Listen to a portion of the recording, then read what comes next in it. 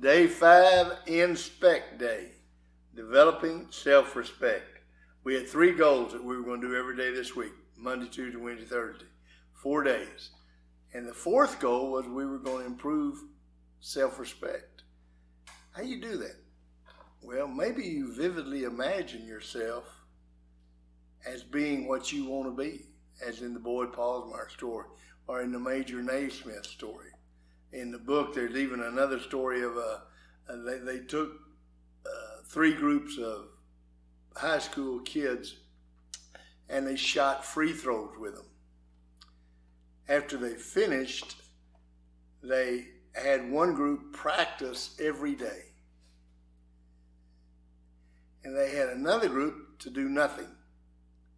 And they had a third group that did not physically do anything, but they mentally shot free throws. Same amount of time that the ones that worked out physically did. Now, the ones that didn't do anything, their performance went down.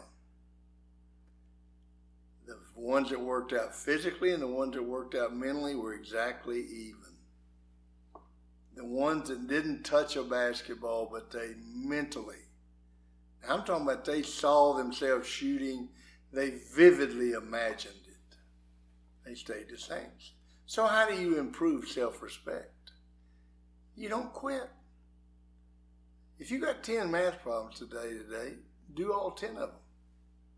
If you're supposed to run a half a mile today, run it. If you're supposed to make 10 phone calls today, make 10 phone calls.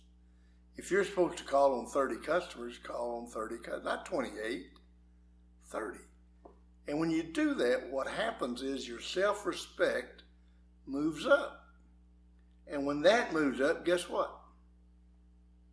Your expectations, what you expect. The off-season program that we installed for 40 years was based on one thing. It was very difficult so that kids wouldn't quit. We made every effort to make sure they didn't quit, although it was a very difficult thing.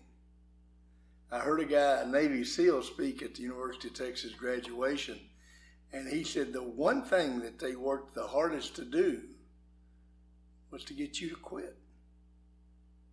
But a great portion of their training is done in ice cold water.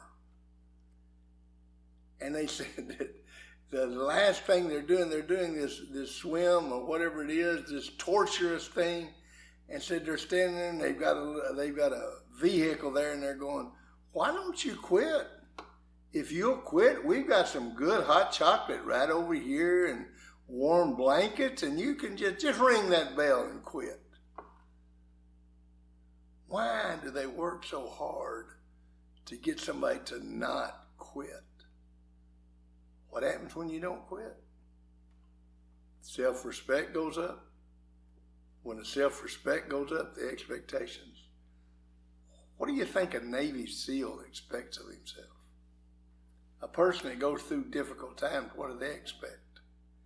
If you take this curriculum and you go through it Monday, Tuesday, Wednesday, Thursday, Friday for 36 weeks, and you do it nevertheless, whether you're sick, not sick, whatever it is. When you do this, what's going to happen to your self-respect? The other side of that is if you do 3 or 4 and quit, what happens to it? It goes down. We don't want to talk about that. We want to talk about the people that stick with it the whole time. When you do that, you become the best you can be. Now, today, what are you going to do? Write down why didn't you get to goals if you didn't? And what are you going to do differently? And what you're going to do differently is you're not going to quit. That's what you're going to do. How do you improve the quality of self-respect? 2 things that we've talked about. Never quit and learn to visualize. Never quit, no matter how small a deal. And number 2, visualize where you want to be, what you want to be, when you want to be.